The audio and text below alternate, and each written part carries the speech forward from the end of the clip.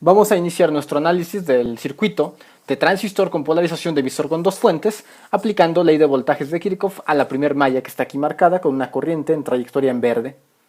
De lo cual ya tenemos la convención de signos y comenzamos nuestra ley. Empezando con el signo que entra, sería más el voltaje de la resistencia de base, que en este caso vale 0, entonces pues prácticamente es 0. Luego, el siguiente elemento es más la unión del diodo base-emisor, que vale 0.7, más, siguiente elemento es la resistencia, que voy a ponerle voltaje en la resistencia de emisor, que tenemos ahí, y luego vendría siendo menos 2 voltios igual con 0. Y listo, tengo ya el análisis, para lo cual aquí lo que me interesa es poder despejar el voltaje de la resistencia de emisor.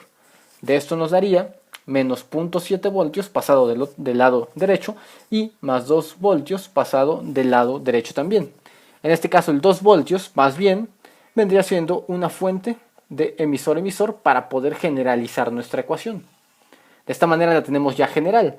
Cualquier tipo de fuente puede ser ya reemplazada en el voltaje de emisor. Ahora, calculando el voltaje en la resistencia de emisor sería menos 0.7 más 2 voltios, de lo cual tenemos 1.3 voltios. Listo.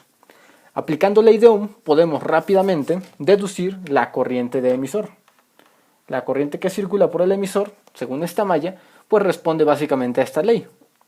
Es el voltaje de la resistencia de emisor sobre la resistencia de emisor. Y listo. Tendríamos que sería, para nuestro caso, es 1.3 voltios sobre 1 kilo ohm de resistencia. Tenemos que es 1.3 miliamperios. Listo. Ahora, aquí también conviene aplicar la ecuación donde la corriente de emisor, como circula en este sentido, en la base no tengo corriente, por lo tanto toda la corriente de emisor circulará por el lado del colector, de esta manera. De lo cual conviene saber que la corriente de emisor, como hemos manejado en otros circuitos, es igual a la corriente de colector. Y por lo tanto también podemos estimar que la corriente de colector vale 1.3 miliamperios.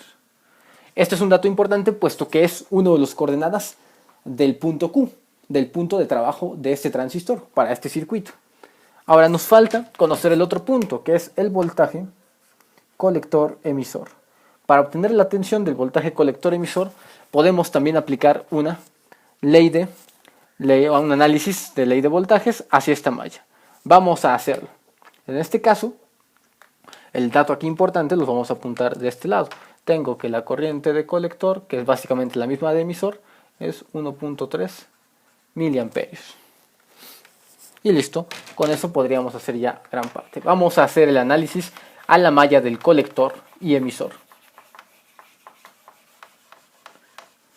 Colocando una trayectoria de corriente, así como lo hacemos en otras distintas mallas, traducimos esto en verde y ponemos los signos pasivos, en este caso, que caen en cada uno de los distintos puntos.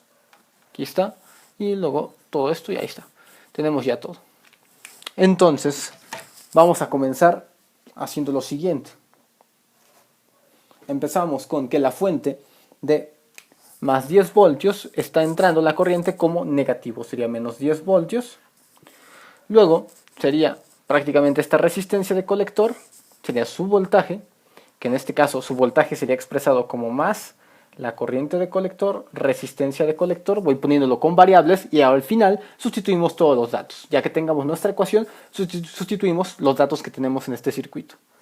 Después viene más la caída del voltaje del colector emisor, que es la importante. Después, como no hay corriente que circule sobre la base, tenemos una pequeña unión aquí, la unión PN, que viene siendo más, en este caso, una caída de 0.7 voltios. Después sigue más, otra vez, una caída en la resistencia, que en este caso tenemos de este lado, que es más la resistencia de lo que viene siendo la parte del emisor.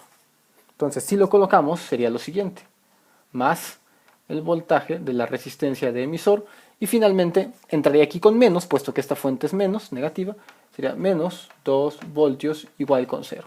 Nos quedaría toda esa ley, de esta manera explícita. Y de ahí, pues lo importante es conocer, simplemente despejar de aquí el voltaje colector-emisor. En las ecuaciones podemos simplificar y llegar a lo siguiente. El voltaje colector-emisor básicamente es lo que viene siendo nuestra fuente de colector-colector menos la caída de tensión que existe en este elemento, en la resistencia de colector, y luego también colocar el punto 7 de esta manera como positivo. Así, más 0.7 voltios. De esta manera nos podría quedar más o menos nuestra ley, para lo cual simplemente nos falta ya hacer el análisis y los despejes.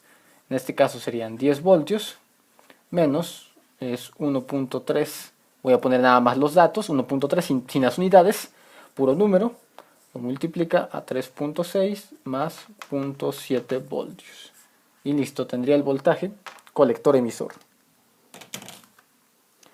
En este caso, bueno, vamos a ponerlo directamente a la calculadora.